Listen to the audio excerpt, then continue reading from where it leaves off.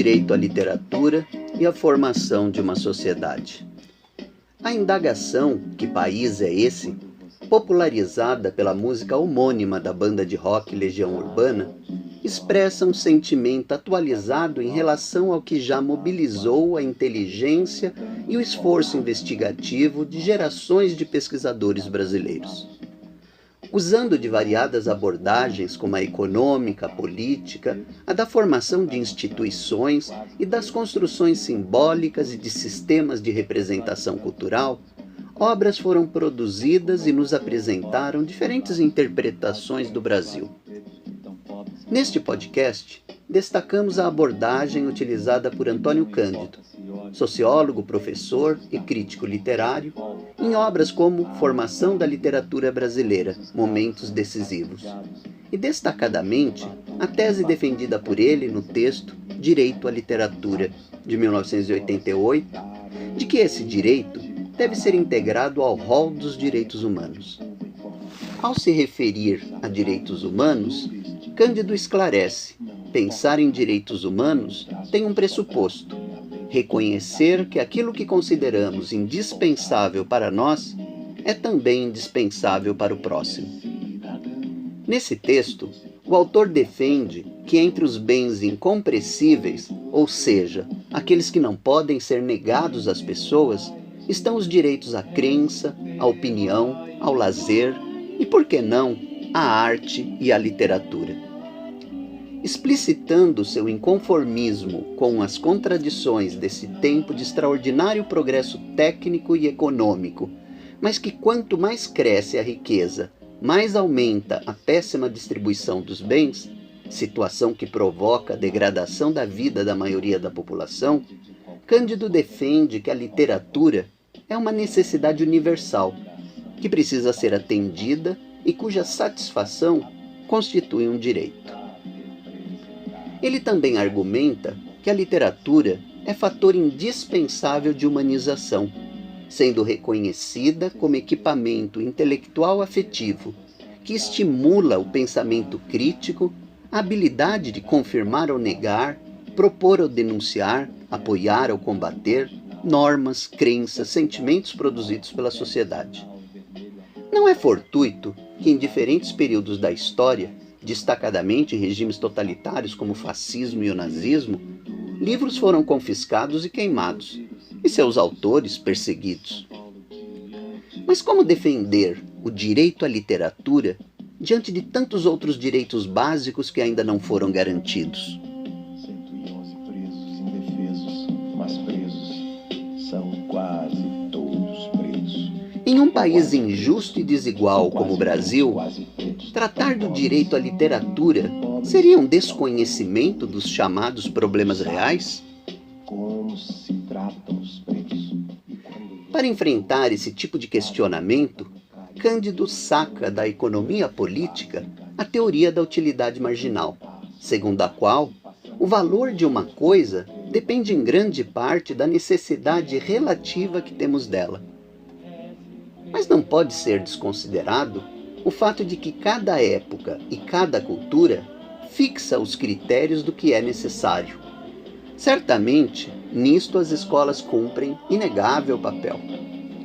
O que dizer de uma época em que as ciências humanas, a sociologia, a história, as letras e as artes são tidas como desnecessárias, uma vez que, sob essa métrica limitada da utilidade, as mesmas não se subordinam?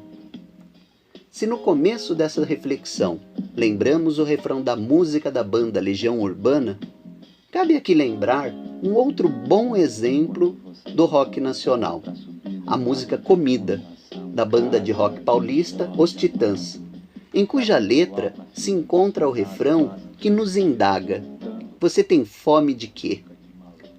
Você tem sede de quê?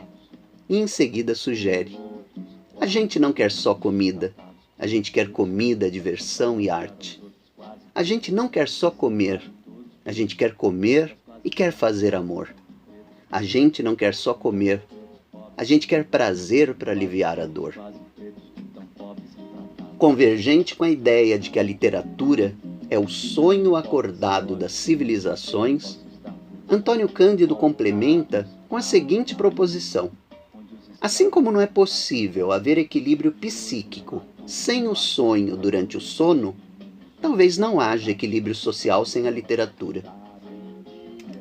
Sobre a relação da produção literária com o respectivo tempo, Antônio Cândido dá o exemplo do romance humanitário e social que emergiu no começo do século XIX europeu, cujo livro, Os Miseráveis, do escritor francês Victor Hugo, se tornou uma referência desse movimento de retratar as contradições da sociedade daquele tempo, em que, junto ao progresso material, crescia também a miséria. Tanto em romances de Victor Hugo quanto de Charles Dickens, é recorrente a crítica à exploração de crianças e desvalidos, muito comum na sociedade de então. Também na produção literária do russo Dostoiévski, a mesma temática e denúncia se fazem presentes, denotando, na produção de todos esses autores, uma preocupação com o que hoje chamamos de direitos humanos. Na França, o escritor Émile Zola, já nas últimas décadas do século XIX, produzira obras marcantes como Germinal, retratando a miséria e a exploração de trabalhadores numa mina de carvão. Faço aqui um parêntese para compartilhar uma lembrança. Toda vez que leio ou falo do extraordinário livro Germinal de Zola, lembro-me de ter presenteado um amigo com esse livro, Luiz Carlos, mais de 20 anos atrás, e que dias depois ouvi dele o agradecimento ao contar que nunca havia lido um livro tão pungente e que sentia que aquela leitura comporia para sempre sua forma de ver o mundo. Ao lado de Luiz, segui Eliana, sua esposa, professora de inglês na rede pública de São Paulo, vivendo o cotidiano difícil da educação em escolas de periferia. Ainda sobre Zola, o mesmo se tornar expoente da figura do intelectual engajado, do intelectual público, ao assumir posicionamento público no rumoroso caso Dreyfus. Zola publicou o manifesto Eu Acuso, denunciando a condenação injusta do militar Alfred Dreyfus. Após a publicação do manifesto de Zola e sua repercussão, uma revisão do processo foi realizada, resultando em posterior absolvição. Para Antônio Cândido, negar a função da literatura é mutilar a nossa humanidade. Mas diante de toda essa argumentação, como explicar as evidências que hoje se acumulam de que vivemos um novo momento de declínio de muitos dos princípios e valores que desde o Iluminismo vinham inspirando sociedades pelo mundo? Nas primeiras décadas do século XX, as duas guerras mundiais lançaram a humanidade a se indagar sobre isso. Como explicar a irrupção da barbárie em meio ao florescimento das ciências e do progresso material? Passado mais um século, nos vemos diante de um novo período em que a arrogância da ignorância, a afirmação orgulhosa da brutalidade e da torpeza, por homens em posições de poder, mostram-se capazes de conquistar a adesão de milhões de pessoas pelo mundo e substituir as promessas das luzes pelas certezas do obscurantismo e do ódio. Mais do que nos indagar sobre a qual fracasso isso nos leva a refletir, sinto que o momento que vivemos requer de nós determinação como a de Zola, insurgindo-nos contra as injustiças e perseverando na defesa da construção por todas e todos de um mundo melhor para todas e todos. Em 1988, quando Antônio Cândido escreveu seu texto, que é quase um manifesto, Direito à Literatura, uma de suas inquietações era com os sistemas de distribuição e acesso aos livros e outros bens culturais. Hoje, com a revolução tecnológica desencadeada pela internet, parte desse problema foi superado. A desmaterialização do livro, com a sua disponibilização digital, bem como de outros bens culturais, ampliou enormemente as possibilidades de acesso. Mas ainda permanecem problemas como a destinação social de tempo para o lazer, entre eles a leitura, em um sistema de representações em que até mesmo, ou especialmente, a atividade criativa é submetida à lógica restrita da produção, onde tudo só tem valor se é monetizado. Para finalizar, leio passagem do livro de Ernest Fischer, A Necessidade da Arte, que tem edição em português com introdução de Antônio Cândido. A arte capacita o homem para compreender a realidade e o ajuda não só a suportá-la, como a transformá-la, aumentando-lhe a determinação de torná-la mais humana e mais hospitaleira para a humanidade. A arte, ela própria, é uma realidade social.